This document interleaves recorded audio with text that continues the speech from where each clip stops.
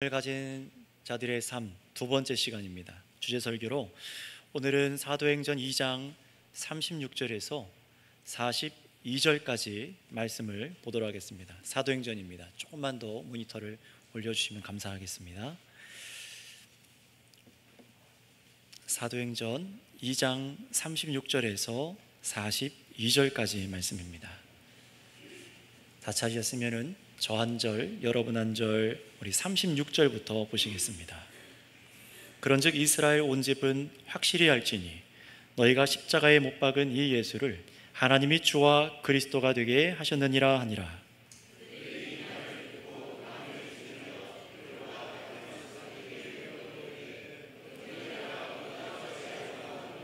베드로가 이르되 너희가 회개하여 각각 예수 그리스도의 이름으로 세례를 받고 죄의 사함을 받으라.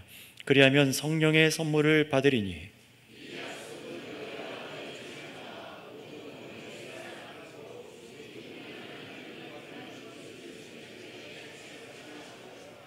또 여러 말로 확증하며 권하여 이르되 너희가 이 패역한 세대에서 구원을 받으라 하니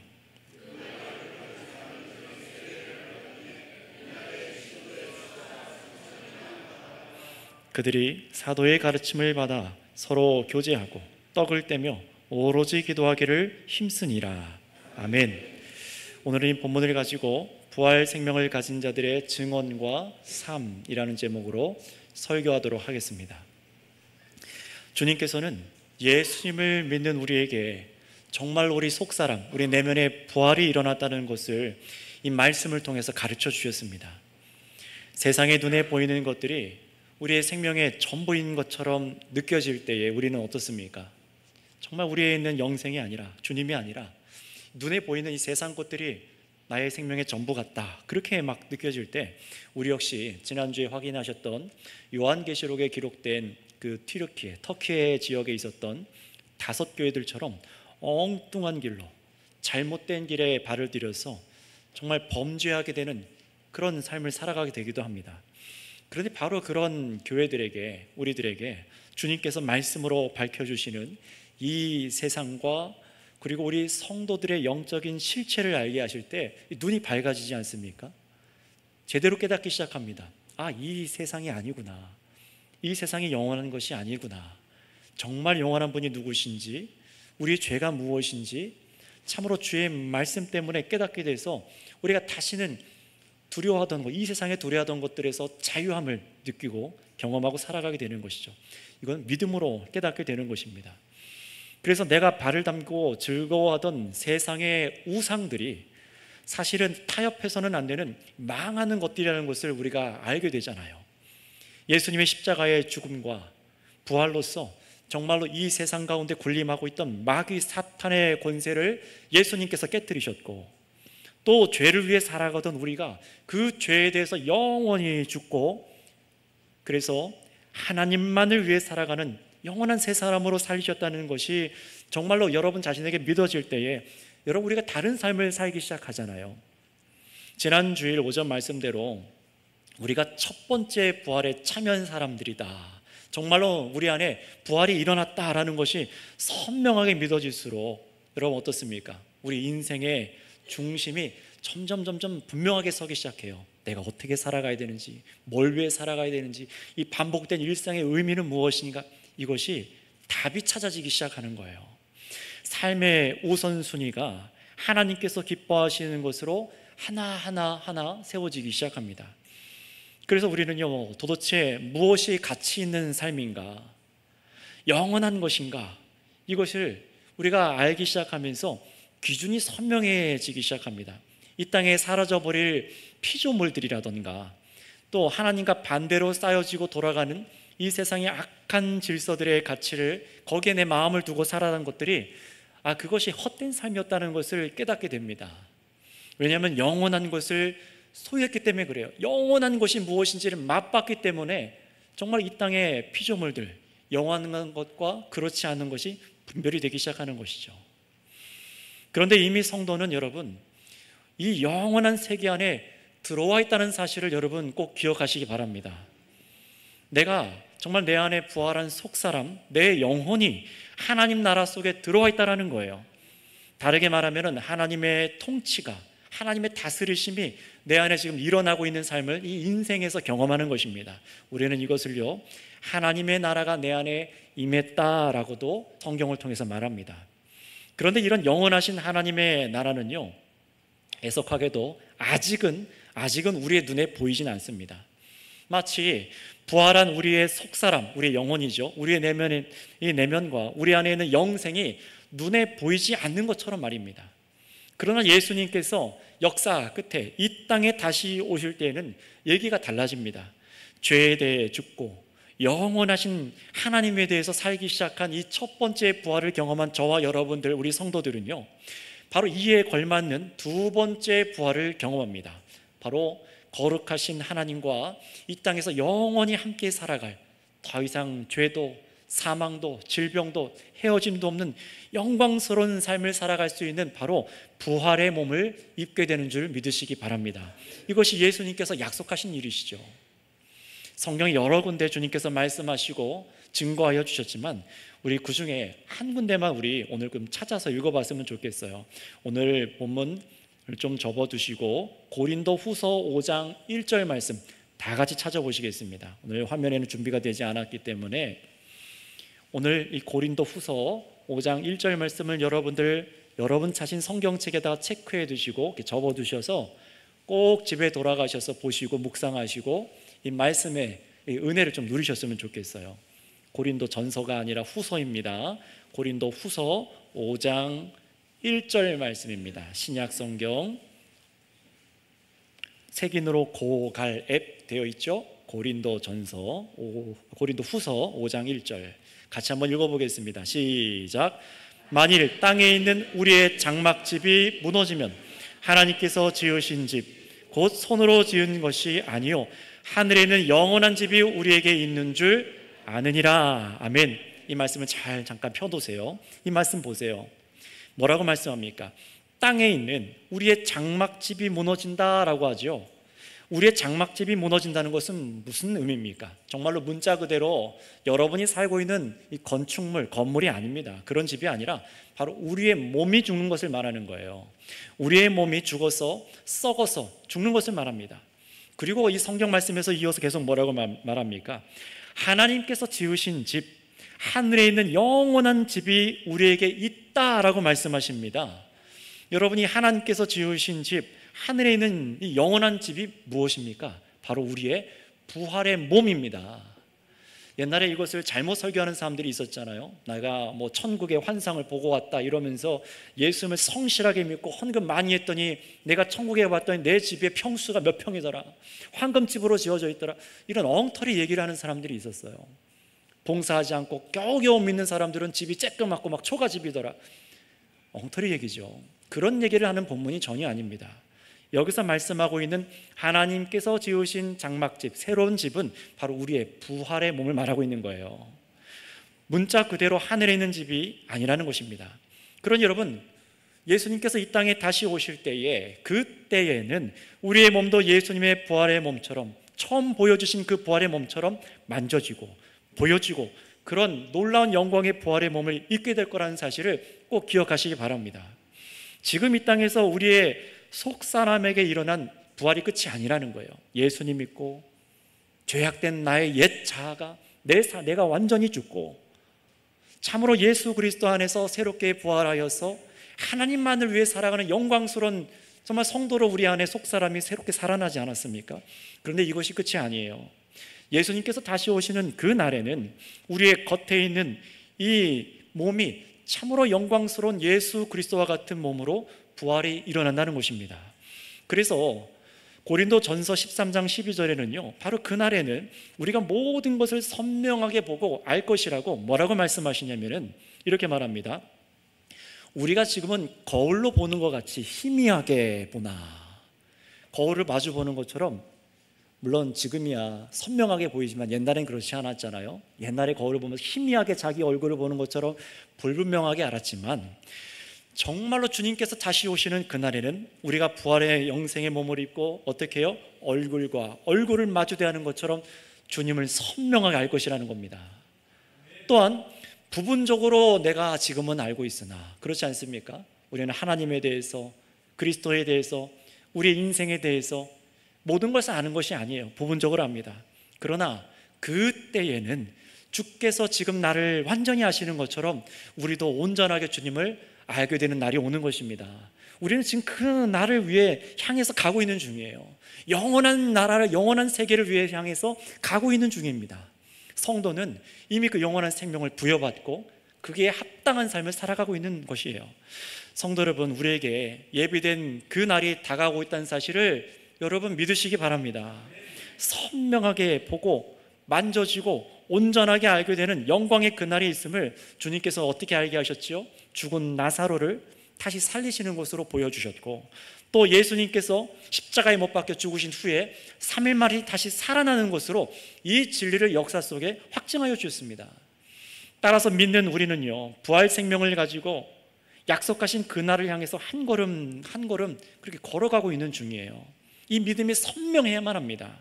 자, 그렇다면 여러분, 우리 역시 이 성경에 기록된 초대교회 성도들과 같이 똑같은 목적지를 향해 걷고 있는 거예요. 정말로 예수 그리스도의 그 부활하심과 그 생명을 경험하여 성령에 충만하여져서 그 초대교회가 걸어가기 시작한 삶이 있어요. 계속해서 참된 교회라면 그 길 밖에는 없습니다. 그래서 오늘은요, 우리와 같이 이런 부활 생명을 가진 이 교회의 성도들이, 첫 번째 이 땅의 교회의 성도들이 주님의 영에 충만하여서 가장 먼저 집중하게 되는 것이 무엇인가, 그 삶이 무엇인가, 그 삶의 그 본질이 무엇인가를 우리가 좀 확인하고 생각해서 같이 그 길을 걸어갔으면 좋겠습니다. 자, 그렇다면 먼저 주님의 성령에 충만하게 되자 이 예수님의 제자 베드로와 교회가 힘쓰게 된 일이 무엇인지를 좀 하나씩 좀 봤으면 좋겠어요. 사실 베드로가 어땠습니까? 예수님 죽고 나서 문 걸어 잠그고 숨어 있었잖아요. 예수님께서 부활하셔서 만나 주셨음에도 불구하고 어떻게 하셨습니까? 가서 물고기나 잡으러 다시 일상에 돌아가서 마치 예수님 못 만난 것처럼 그렇게 막 숨죽이고 살았어요. 그러나 주의 영에 충만하게 되어지자 참으로 내 안에 있는 부활, 내 안에 있는 생명이 선명하게 믿어지자 어떻게 됐을까요? 어떤 삶을 살았을까요? 우리 36절 본문, 사도행전 본문 36절 말씀을 읽고 확인해 보도록 하겠습니다. 같이 한번 읽어볼까요? 시작. 그런즉 이스라엘 온 집은 확실히 알지니 너희가 십자가에 못 박은 이 예수를 하나님이 주와 그리스도가 되게 하셨느니라 하니라. 아멘. 무엇입니까? 어떤 모습이 보여졌죠? 베드로 혼자, 나 혼자 예수 믿는 게 아니라 예수님이 주와 그리스도이심을 증언하기 시작합니다. 가장 중요한 게 뭐라고요? 한번 따라해 주시기 바랍니다. 예수님이 주와 그리스도십니다. 이거예요. 나 혼자 예수를 믿는 게 아니라 예수님이 주님이시고 그리스도십니다 라고 다른 사람에게 증거하기 시작하는 겁니다. 이것이 오늘 본문에서 첫 번째로 부활과 생명을 가진 우리들의 삶의 방향이라고 우리에게 가르쳐 주시는 거예요. 생각해 보세요. 자신을 조롱하고 이해하지 못하는 유대인들을 얼마든지 피해서 도망갈 수 있었어요. 게다가 참으로 예수님께서 부활하셨기 때문에 자신들이 갖고 있는 믿음이 옳다라는 것이 인정받지 않았습니까? 그러니 저 믿지 않는 유대인들을 멸시하고 천대하고 욕할 수 있었겠죠. 그러나 그러지 않았어요. 오히려 주저하지 않고 담대하게 뭐라고 합니까? 예수님이 십자가에 죽은 것을 옳게 여긴 저 유대인들, 예수님이 당연하게 죽었다고 생각하는 저 유대인들을 향해서 구약 성경을 차근차근 쭉 의미를 설명하더니 하나님께서 당신들이 못 박아 죽인 저 예수를 다시 살리셨다. 그리고 이분을 바로 주와 그리스도가 되게 하셨다라고 부활을 증거하기 시작합니다. 담대하게 말하는 거예요. 예수님을 하나님이 주와 그리스도가 되게 하셨습니다. 예수님이 뭐라고요? 주인이다. 그리고 구원자다라고 말하는 겁니다. 그리스도라는 말에 여러 가지 의미들이 있어요. 기름 부음 받은 사람, 참으로 왕과 같은 사람. 그러나 이것을 우리말로 오늘날로 조금 축약해서 얘기하자면 구원자라는 거예요. 정말로 우리 인생의 주인이며 우리를 죄와 사망에서 건져난 구원자라고 말하는 겁니다.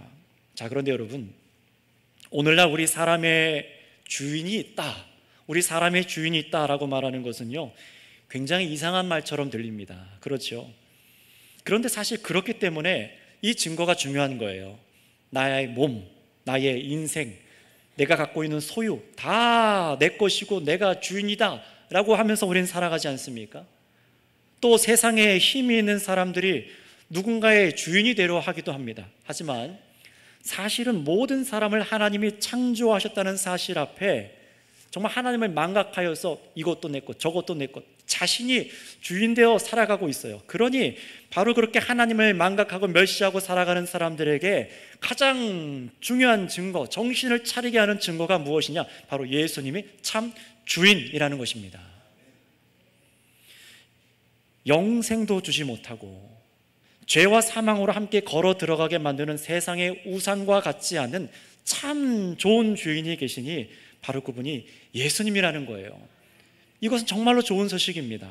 당시 하나님을 믿는다고 했음에도 불구하고 죄에서 벗어나지 못한 저 이스라엘 유대인들에게도요, 이 예수님이 우리의 주인이시고 구원자가 되신다는 사실은 너무나 좋은 소식이었어요. 뿐만 아니라 그들을 넘어서 저 이스라엘 유대 땅을 넘어서 온 땅 열방에 하나님을 알지 못하는 사람들에게도 이 말씀은 너무나 중요한 소식입니다. 여러분 주위에 이웃을 사랑하는 형제자매들을 정말로 살고 죽게 할 가장 중요한 소식이 바로 이 소식입니다. 십자가에 죽은 예수님을 하나님이 다시 살리신 그 역사의 의미가 무엇입니까? 바로 이분이 우리의 주인이시며 구원자라는 것입니다. 따라서 다른 사람들에게 이 예수님이 누구신지를 전하는 것은요, 세상 죄에 대해 죽고 하나님에 대해서 부활한 우리 성도들이 다른 사람들에게 가장 귀한 것으로 줄 수 있는 가장 좋은 소식인 거예요. 잘 생각해 보세요. 그렇다면 여러분은 만나는 사람들에게, 여러분 자녀에게, 남편과 아내에게, 사랑하는 사람들에게, 이웃에게, 직장에서 만나는 사람들에게 가장 좋은 것을 준다고 할 때 어떤 얘기를 하고 계십니까? 이것은요, 단순히 전도하자라는 얘기가 아니에요. 우리의 체질이 어떠냐라는 것입니다. 이것이 어떻게 우리 안에 있냐라는 거예요. 저도 요새 근래 몸이 아파서 택시를 타고 이렇게 오가는 일이 많이 있었는데요, 만날 때마다 그냥 튀어나와요. 막을 수가 없어요. 예수님 믿으세요? 교회는 다니시나요? 성경은 읽어보셨어요? 그러면요, 무시하시는 게 아니라 막 줄줄줄줄 자기 스토리가 막 나와요. 그분들도요. 나오는 겁니다. 가장 좋은 것이 무엇인가? 잠깐 만남이지만은 가장 좋은 걸 줘야 되잖아요. 그분들에게 가장 필요한 게 택시비를 내는 것도 맞겠지만 가장 좋은 것이요. 여러분, 가장 좋은 것을 줄 수 있는 여러분 되시기 바랍니다. 여러분에게 있는 가장 좋은 것이요, 그것이 부활 생명을 주시는 바로 예수 그리스도, 그분이 우리의 주인이시며 바로 구원자다라는 사실인 줄을 믿습니다.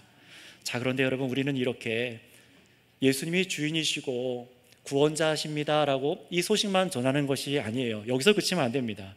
분명히 하나님께서 은혜로 택한 사람들에게 복음을 여러분들을 통해서 듣게 하실 것이고요, 또 예수님께로 인도하여 주실 것입니다.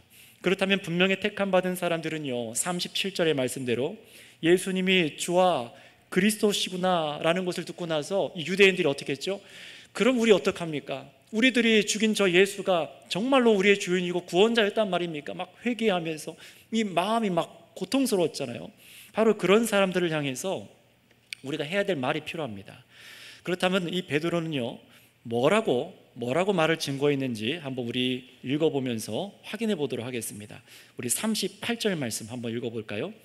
38절입니다. 자신들의 죄 문제와 이 구원의 문제를 어떻게 해결받아야 될지 너무나 애통해하고 있는 그들에게 뭐라고 말했는지 우리 38절 읽겠습니다. 시작. 베드로가 이르되 너희가 회개하여 각각 예수 그리스도의 이름으로 세례를 받고 죄 사함을 받으라. 그리하면 성령의 선물을 받으리니. 아멘.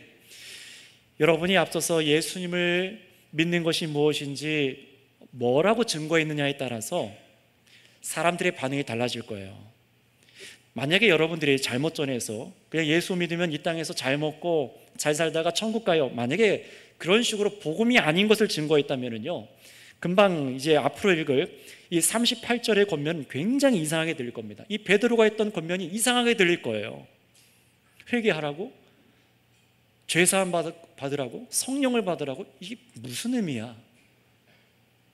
이상하게 들릴 겁니다. 하지만 여러분들께서 여러분 자신이 죄에 대해서 죽고 크신 하나님의 사랑과 은혜로 나에게 부어진 부활 생명을 받은 것이 선명하게 여러분이 믿어지면 믿어질수록 우리는요, 반드시 동일한 은혜를 저 사람에게 받으라고 전할 겁니다. 나와 똑같은 은혜가 당신에게 주어질 수 있습니다라고 말할 거예요. 예수님이 주인이 아닌 채로 살아온 당신의 수많은 죄와 범죄들, 그 죄를 회개하고 그 죄를 미워해야 한다고 그렇게 말할 수 있어야 됩니다. 세상의 죄를 사랑한 채로 회개한다는 것은요, 맞지 않기 때문에 그래요. 세상 죄도 사랑하고 예수님도 믿고 그럴 수가 없는 겁니다. 여러분, 회개란 무엇입니까?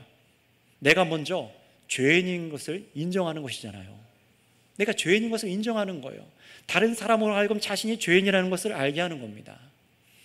신학교에서요, 여러 가지 과목을 배우는 중에 기독교 강요라는 것이 있어요. 두꺼운 책 중인데 맨 앞에 챕터에 뭐가 있냐면은 하나님이 누구신가에 대해서 가르쳐요. 근데 거기에 뭐라고 또 칼빈 목사님이 써놨냐면은 사람이 누구인지를 아는 것부터 시작해도 되지만 하나님이 누구신지를 먼저 알려 한다.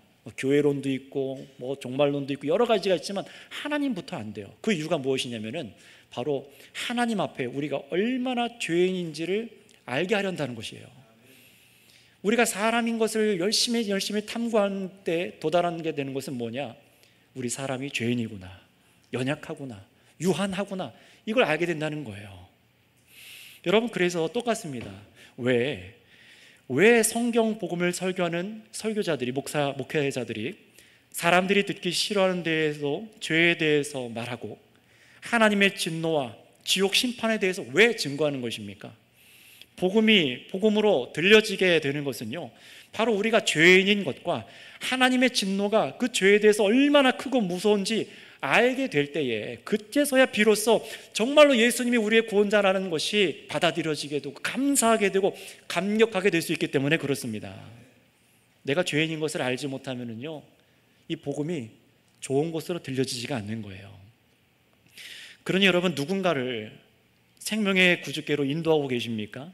또 그러한 만남이 있게 될 때에 가장 그 사람에게 바른 길을 주려고 하신다면 여러분, 참으로 예수님이 우리의 가장 좋은 주인이시며 구원자라는 사실을 마주하게 하셔야 되고요, 동시에 죄를 직시하게 하셔야 됩니다. 죄를 마주하게 해야 돼요. 듣기 싫지만 얘기해야 돼요. 가르쳐주지 않으면요, 알지 못하는 게 우리입니다. 보이지 않고 인식하지 못하는 게 우리입니다. 얼마나 그런지 예를 들어볼까요? 한번 물어볼게요. 제 왼쪽에 TV 모니터를 한번 봐주세요. 이쪽 말고 여러분들에게는 오른쪽이죠. 여러분이 항상 성경 말씀을 읽거나 찬양 가사를 보거나 여러 가지 정보를 보고 있어요. 자, 그런데 이 TV 모니터에 잘 보시면은 옥에 티 같은 게 하나 있습니다. 보이시나요? TV 밑으로 삐져나온 전선이에요. 보이십니까? 언제부터 삐져나와 있었을까요? 1년 됐어요. 작년 5월달 제가 병원 다녀와서 보니까 저기 삐져나와 있더라고요. 어느 순간 1년 넘게 전선이 나와 있는데 아무도 정리를 안 하시더라고요. 보았지만 아무런 대처를 안 하신 분들도 계셨겠죠. 내 일이 아니니까. 그러나 저는 언젠가 오늘과 같은 설교할 때가 있을 것이다 생각해서 예화로 사용하기 위해서 1년을 묵혀뒀어요. 누굴 탓하려고 하는 게 아니라 지금 제가 무슨 얘기를 하는 겁니까? 말하지 않으면, 누군가 가르쳐 주지 않으면, 선명하게 얘기해 주지 않으면 보이지 않는다는 거예요. 바로 죄가 그렇습니다. 누구나 죄를 회개하라고 바로 죄에 대해서 듣게 될 때에 기분은 좋지 않겠죠. 그러나 그때부터 우리 안에 뭐가 시작됩니까? 내가 죄인인가? 내가 이 행하고 있던 게 죄인가? 하나님께서 이 죄에 대해서 자신의 아들에게 이 죄를 다 담당하게 해서 죽게 하셨구나, 감사함이 느껴지기 시작하는 거예요. 얼마나 죄를 미워해야 되는지 깨닫기 시작하는 겁니다. 전혀 생각하지 못했던 나의 죄악된 상태와 하나님께서 자신의 아들에게 담당하게 하셔 죽게 하신 것이 바로 나의 죄라는 사실을 그제서야 알게 되는 것입니다. 베드로는요, 이제 증거자로서 분명히 말합니다. 회개하여 각각 예수 그리스도의 이름으로 세례를 받고 죄 사함을 받으라. 여러분, 이 말의 핵심은요 무엇입니까? 예수님을 믿어서 죄 사함 받는 것이 핵심입니다. 죄 사함이에요. 여러분, 우리에게 죄사함이 없이는 그 어떤 아름다워 보이는 봉사도, 종교 생활도, 선행도, 여러분의 세상 삶이 화려한 것도 아무런 소용이 없게 됩니다.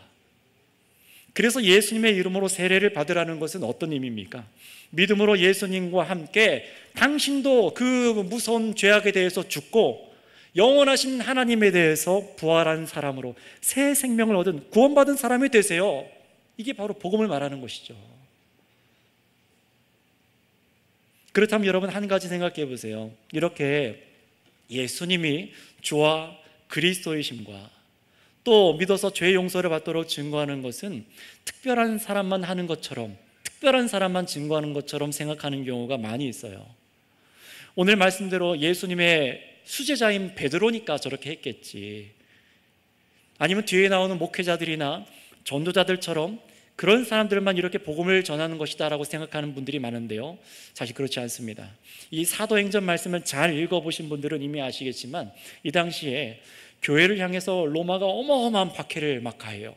그러자 예수님 믿는 성도들이, 일반 성도들이 다 뿔뿔이 흩어집니다. 디아스포라 유대인들이라고 하거든요. 근데 이들이, 이런 그리스도인들이, 유대 기독교인들이 각각 지역으로 다 이민을 가는 거죠, 오늘날로 말하면. 근데 거기서 뭘 했냐? 이 성도들이 가서 복음을 전하기 시작해요. 예수님이 주인이시며 그리스도시며 이분이 부활하신 참으로 우리의 구원자시다라는 것을 증언하기 시작합니다. 거기에 교회가 생겨나기 시작하고 예수 믿는 사람들이 생겨나기 시작합니다. 특별한 직분이 있어서 가서 한 게 아니에요. 먼저 그 지역에 정착해서 살림을 꾸렸어야겠죠. 그런데 멀리 다른 나라를 간 이유가 그저 위협을 피해서 거기서 그냥 돈 많이 벌어서 잘 먹고 잘 살려고 그렇게 한 것이 아니었습니다. 모든 성도들은요, 동일한 똑같은 내면의 부활을 경험했기 때문에, 영생을 소유했기 때문에 가만히 있을 수가 없는 거예요. 어떻게든 얘기하게 되는 겁니다. 어떻게든 복음을 얘기하는 거예요. 그리고 어디 있든지 부활 생명을 가진 사람들은 다음에 이어지는 말씀을 깊이 공감하면서, 주님의 마음을 공감하면서 살아가길 원할 겁니다. 우리 그 마음이 무엇인가? 우리 39절 말씀을 한번 읽어보도록 할게요. 39절입니다. 시작. 이 약속은 너희와 너희 자녀와 모든 먼 데 사람 곧 주 우리 하나님이 얼마든지 부르시는 자들에게 하신 것이라 하고. 아멘. 이것이 우리 하나님의 뜻이잖아요. 유대인들만이 아니라 온 세상에 하나님께서 부르시는 자들에게 이 죄사함과 생명 얻는 소식이 바로 저와 여러분들을 통해서 증거되기를 원하고 계십니다. 누구를 통해서요? 부활 생명을 가진 성도들입니다. 바로 우리죠. 지난 주일 저녁에 우리 대만 선교사님 부부께서 지난 총회 때문에 잠깐 우리나라에 들어왔다가 이렇게 가셨어요. 우리 교회에서도 저녁에 설교를 해주셨는데요, 들으신 분들은 기억하실 겁니다. 뛰어난 언변이나 어떤 기술이나 능력에 출중해서 특별한 사람이라서 그렇게 느껴져서 먼 타지 대만에 가서 복음을 전한 게 아니었다는 것을 여러분 아실 겁니다. 아주 날 것을 여러분 그때 들었어요. 그렇지 않습니까? 어떻게든 그리스도를 증거하고자 하는 마음에 그 말도 통하지 않는 그 대만에 가서 거기서 공부를 시작하고 사전을 펼쳐서 거기서 언어 공부를 하고 운전면허증을 따고 만나는 사람들에게 대만어로 짧게 성경을 읽어본 적이 있습니까? 라고 이렇게 물으면서 전도해서 지금은 성경을 함께 읽고 믿게 된 80명의 성도들이 그렇게 생겨나게 하셨습니다. 95%가 예수님을 안 믿는 민족이래요. 대만 땅이 그렇답니다. 그런데 거기서 주님께서 복음을 증거하게 하시는 사람을 통해서 역사하시니 믿는 자들을 그 가운데 세우셨고, 또 우리 백석교단은 신학교를 첫 번째로 거기에 세우게 하셨어요. 어떻게 하신 겁니까? 정말로 하나님께서 온 땅에 먼 데까지 부르시는 자들을 위해 일하고 계신 것을 들으면서 정말로 감사함이 느껴지는 것이죠. 하나님께서 지금도 이 일을 하고 계신 거예요. 누구를 통해서요? 부활, 생명을 갖고 있는 우리들의 증언을 통해서입니다. 그러니 성도 여러분, 이렇게 회개해서 예수님을 믿는 사람들에게 주시는 죄사함과 성령 주시는 이 구원의 약속은요, 베드로의 약속이 아니에요. 사람의 약속이 아닙니다. 정말로 우리를 구원하시는 영원하신 하나님의 약속이라는 사실을 믿으시기 바랍니다. 그러니 우리 부활 생명을 가진 우리가 내가 전해서 안 믿으면 어떡하지? 미리 염려하거나 아니면 아예 이 약속된 은혜를 전할 마음 태도가 전혀 인생 가운데 없었다면요, 안타깝게도 하나님의 일하심을 거절하고 살아가는 것과 같은 거예요. 나에게 주신 이 부활 생명이 별로 소중하지 않다, 이것도 중요하고 저것도 중요하고 중요한 게 여러 가지 있지, 그런 식으로 살아가는 것과 마찬가지라는 겁니다. 여러분, 베드로는 그러지 않았어요. 약속을 정말로 믿고 살아가는 초대교회와 참으로 이 부활 생명을 가진 앞에 선대의 선조들은 그렇게 살아가지 않았습니다.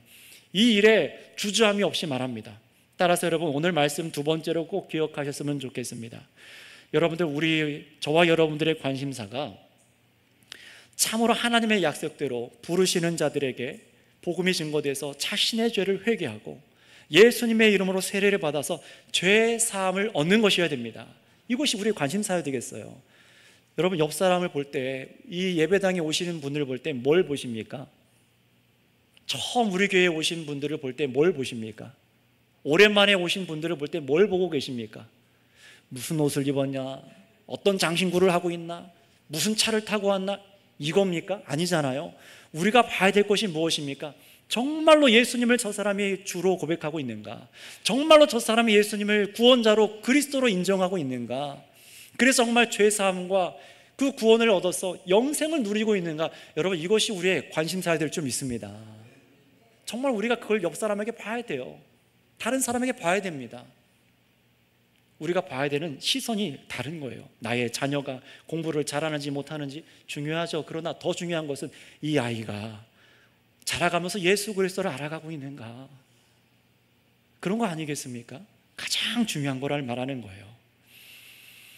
그러니 여러분, 예수님의 이름으로 세례를 받아서 정말로 죄사함을 입는 이 은혜가 이 사람에게 일어나는가, 정말 이 마음이 우리 안에 날마다 우리 가운데 계속해서 일어나서요, 하나님의 약속을 기쁨으로 증언하는 삶이 점점 왕성해지기를 원합니다. 자, 그리고 여기서 한 발 더 나아가 볼게요. 죽으신 예수님을 하나님 아버지께서 다시 살려주셔서 주와 그리스도가 되게 하셨다는 것을 우리는 증언하지요. 그리고 이어서 복음을 듣게 된 사람들에게 죄 사함 받는 약속을 전하는 것을 우리는 합니다. 그러나 거기서 끝나면 안 돼요. 사람이 얼마나 내면이 딱딱하게 굳어 있는지 쉽게 변하지 않는 사람들도 있습니다. 그래서 이어지는 이 베드로의 수고가 어떠한지를 우리가 좀 봤으면 좋겠어요. 사실 베드로만이 아니라 이 부활 생명을 가진 우리가 다른 사람의 구원을 너무나도 바라기 때문에 힘써야 될 일인데요, 그게 무엇인지 우리 마지막으로 40절 말씀을 한번 다 같이 읽어보겠습니다. 40절입니다. 시작.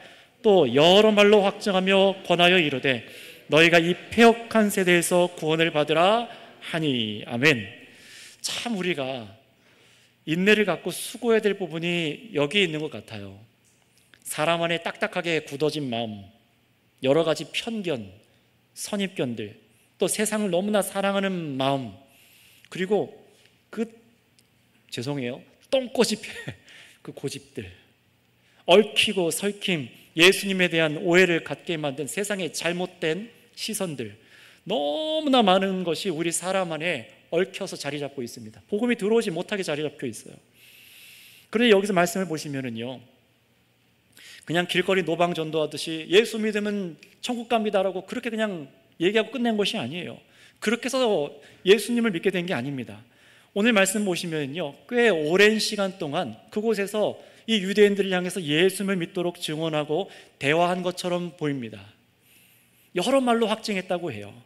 그렇기 때문에 여러 말로 확증했다, 뭘 말했는지를 성경에 지금 기록되어 있지는 않지만 그 다음 문장에서 우리가 힌트를 얻을 수 있습니다. 뭐라고 이어서 말합니까? 이 패역한 세대에서 구원을 받아라 라고 합니다. 이 패역한 세대에서 왜 구원받기를 원해야 되는지 그거를 여러 말로 확증해서 얘기했다는 겁니다. 세번역 성경으로 제가 보니까요, 많은 말로 증언하고 비뚤어진 세대에서 구원을 받으라 라고 얘기합니다. 여러분, 이게 무슨 말입니까? 이 말씀은요, 우리가 세상에서 물질이라던가 먹고 마시고 돈과 여러 가지 물질이라던가 여러분들이 갖고 있는 세상의 전문적인 일들, 직장 일들, 여러분의 운동, 여가 활동, 그런 것을 딱 끊어내라, 저런히 잘라내라, 그런 말을 하는 것이 아닙니다. 세상과 담싸라는 말이 아니에요.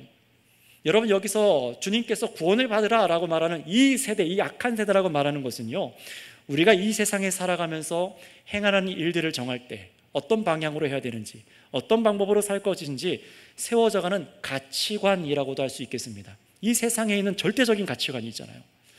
성경 전체를 놓고 보자면요, 바로 거룩하신 하나님과 반대되는 가치관과 행동들입니다. 하나님께서 다스리시는 뜻과 전혀 반대로 행동해 오는 거예요. 전혀 다른 가치관으로 이 세상의 진리처럼 믿는 것들, 바로 거기서부터 건진받으라 라고 말하는 겁니다. 이 세상에서 가장 중요한 게 뭡니까? 돈이라고 말하고 권력이라고 말하고 힘이라고 말합니다. 여러분, 그러나 주님께서는 전혀 다른 걸 말씀하시잖아요. 영원하신 영광의 하나님, 영생에 대해서 말씀하십니다. 그게 가장 중요한 것이라고 말해요. 거룩하신 하나님의 가치관과 부딪히는 거예요.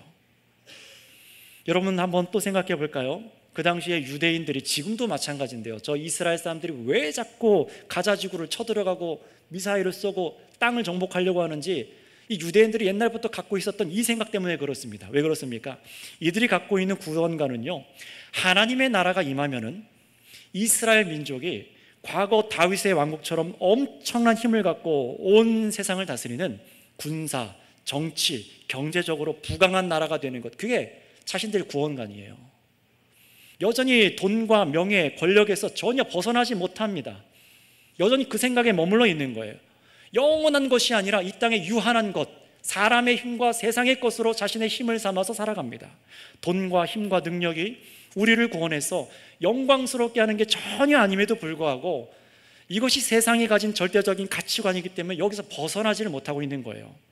사람과 사람 사이에 죄라는 장벽이 세워져 있고, 하나님과 우리 사이에 죄라는 장벽이 얼마나 견고하게 세워져 있는지 이걸 알지 못하기 때문에, 주님께서 이루시는 나라가 무엇인지 알지 못하기 때문에 어떻습니까?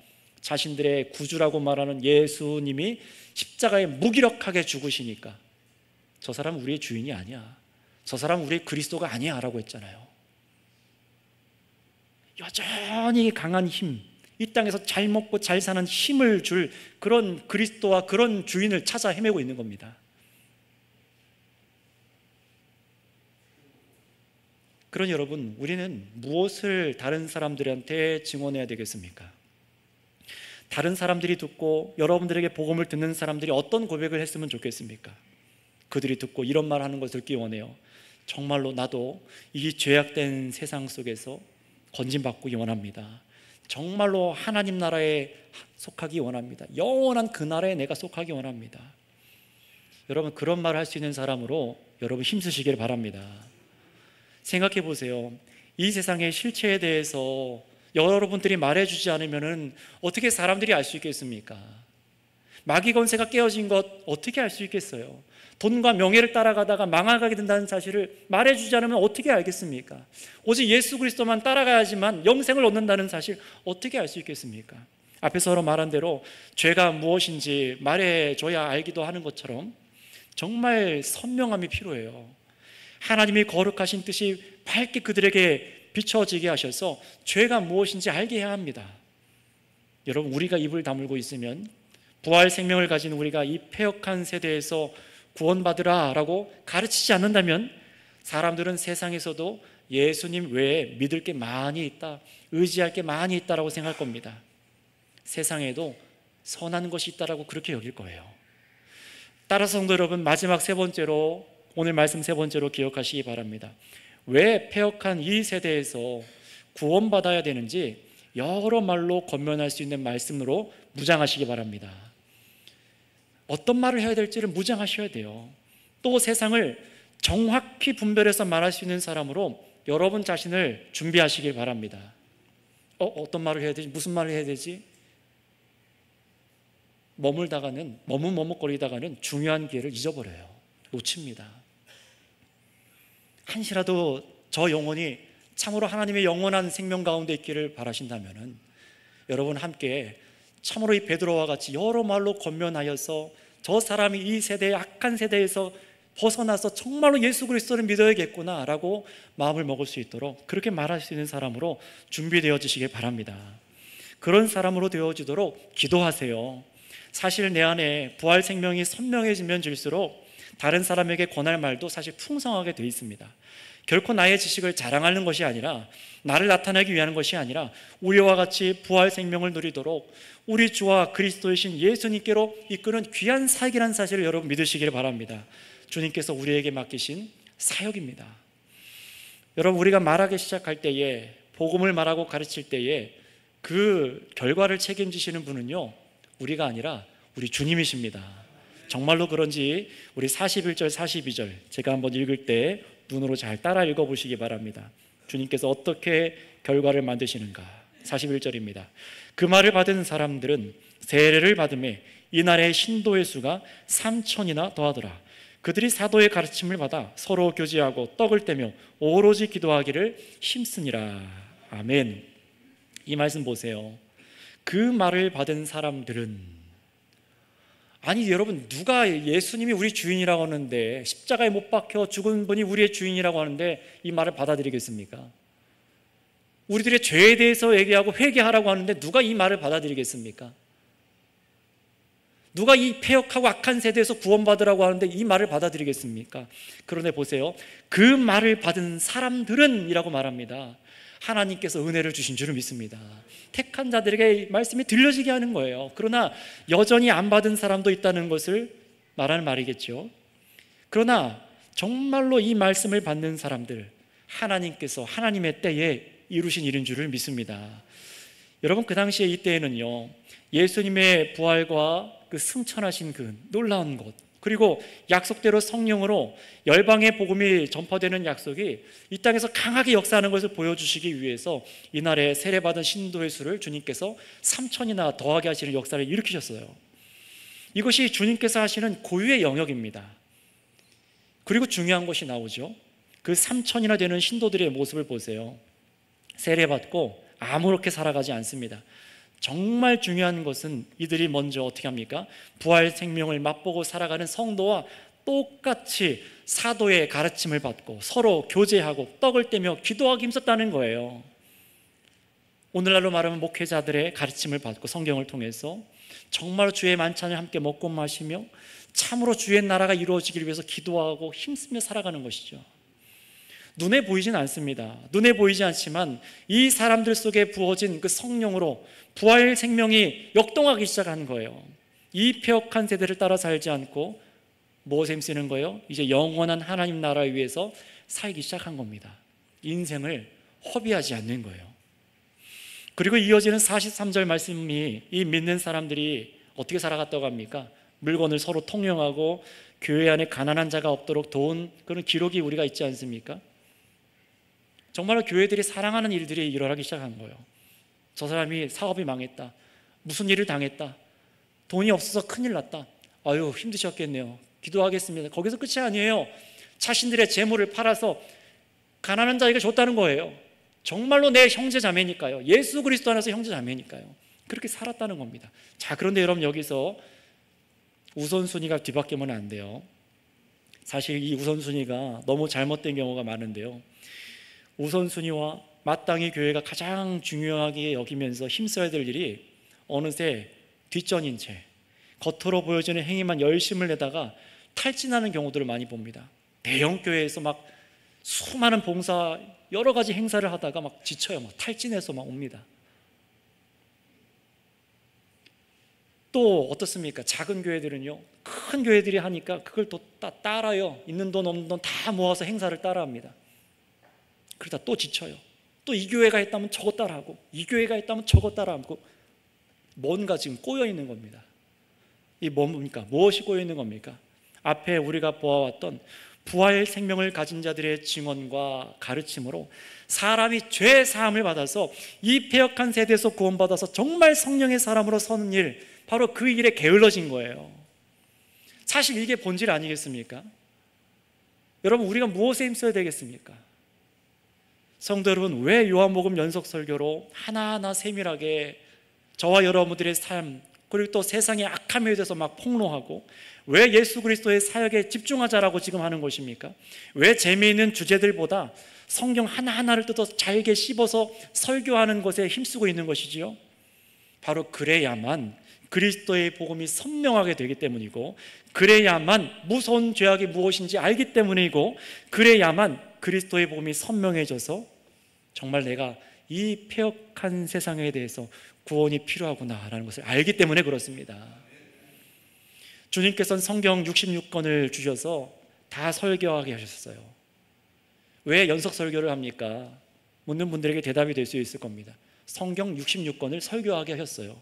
이 안에 모든 우리의 영적 필요를 다 말씀 안에 주셨습니다. 그러니 성도 여러분, 우리가 무엇에 힘써야 되겠습니까? 성경 말씀을 듣고 여러분들께서 예수님을 알고 하나님을 알며 죄를 알고 구원의 복음을 알고 믿게 돼서 부활 생명을 정말로 소유했다면요, 정말로 계속해서 이 말씀을 알아가는 것으로 복음을 누리는 것 좋습니다. 그러나 거기서 머물러서는 안 돼요. 무엇입니까? 오늘 말씀처럼 영원한 구원의 복음을 증언해야 됩니다. 가르치며 전해야 됩니다. 따라서 성도 여러분, 우리 함께 지금도 하나님께서 지금도 부르고 계신 사람들이 있다는 사실을 오늘 말씀을 통해 확인하셨다면 그들 역시 우리와 같이 부활 생명을 얻는 구원에 이르도록 증언하는 삶을 살아가는 우리 선교교회의 모든 공동체가 다 되시기를 바랍니다. 함께 기도하겠습니다. 합심해서 기도하겠습니다. 여러분, 우리가 참으로 무엇을 힘써야 되겠습니까? 참으로 내 안에 부활 생명이 있다면요, 여러분들의 관심사가 분명히 달라질 것입니다. 저는 개인적으로 세상의 일들이 막 원치 않는 일들이 막 다가와서 시간을 막 빼앗아갈 때 그때 많이 속상해요. 본질적이지 않은 것에 힘쓰게 될 때 막 속상합니다. 여러분 어떻습니까? 여러분들이 계획하고 있는 사업, 여러분들의 일, 자녀를 향한 계획, 부모님과 남편과 아내를 향한 계획, 여러분들의 노후의 계획들이 어디에 초점이 맞춰져 있으십니까? 정말로 내 안에 들끓고 있는 이 부활 생명 때문에 참으로 저 사람이 예수님이 우리의 주인이시고 그리스도이신 것을 알아서 정말로 죄사함을 얻는 그 은혜를 누리기 원하는 것, 그 마음이 우리 안에 있어야 되는데, 만약 그것이 없다면 주님, 우리 안에 새 마음을 주시고 참으로 주님께서 기뻐하시는 이 삶을 함께 살아갈 수 있도록 하나님, 우리가 보여지는 것, 들려지는 것, 말해지는 것이 새롭게 되어서 참으로 어떤 말을 하든지 참으로 다른 사람이 예수 그리스도를 바라볼 수 있는 사람으로 우리의 입술이 준비되게 하여 주시옵소서 하고 이 시간 우리 주여 한번 부르고 다 같이 기도하겠습니다. 주여, 하나님 감사합니다. 하나님, 참으로 예수님을 믿는 이유가 이 땅에서 잠깐의 평안을 누리기 위해, 잠깐의 안식을 누리기 위해 살아가는 것이 아니라 영원한 안식, 영원한 영생의 그 복락을 누리기 위해서 걸어가고 있다는 사실을 우리가 믿습니다. 예수님께서 십자가 위에서 죽으셔서 참으로 우리가 예수님을 따라 참으로 죽는 삶, 세상이 보기에 미련한 삶, 참으로 섬기고 낮아지고 이 땅에서 참으로 예수 그리스도를 증언하는 삶이 미련하게 보인다 할지라도 주님, 두려워하지 않게 하여 주시옵소서. 참으로 낭망하지 않고 예수 그리스도의 복음을 증거하게 하여 주시옵소서. 참으로 하나님께서 이 땅 가운데 예수님을 십자가에 죽게 하시고 다시 살아나게 하여 주셨사오니 바로 예수님이 우리의 주인이시며 그리스도이심을 증언하게 하여 주시옵고, 날마다 이 세상 죄악에서 참으로 벗어나서 하나님, 참으로 주님께서 기뻐하신 거룩한 삶을 살아갈 수 있도록 하나님, 사람들에게 참으로 자신의 죄악을 알지 못하는 자들에게 하나님, 이 무서운 죄악들에 대해서 알게 하여 주시고 가르칠 수 있도록 저희에게 입술을 허락하여 주시고 여러 말로 확증하여서 하나님, 참으로 이들이 이 세상 악한 폐역한 세대에서, 이 비뚤어진 세대에서 구원받으란 말씀대로 하나님 얘기한 것처럼 우리도 말할 수 있는 자들이 되게 하여 주시옵소서. 그래서 주님, 참으로 우리가 이 땅 가운데 해야 될 사명이 무엇인지, 참으로 우리 마음 가운데 있는 가장 소중한 것이 무엇인지 이것을 분명히 할 수 있는 자들 되게 하여 주시옵고, 그래서 우리 선교교회 공동체가 참으로 주님께서 이 땅 가운데 먼 데까지 있는 자들을 부르시는데 사용되실 수 있는 귀한 도구로 사용하여 주시옵소서. 하나님 아버지 감사합니다. 참으로 이 땅 가운데 우리의 인생이 무엇인지 알지 못하고 범죄하다가 하나님의 진노에 의해서 공평하신 하나님 앞에 심판당하여서 영원한 지옥불로 떨어져도 할 말이 없는 저희들을 값없이 거저 복음을 듣게 하여 주신 줄을 믿습니다. 먼저 우리에게 이 베드로와 같이 누군가 우리에게 예수님이 주인이시며 그리스도임을 증언하게 하여 주셨고 듣게 하여 주셨습니다. 또한 우리의 죄가 얼마나 깊고 무서운지 알게 하여 주셨습니다. 또한 이 세상의 이 폐역한 이 세대가 얼마나 죄악되어 있는지도 알게 하셨습니다.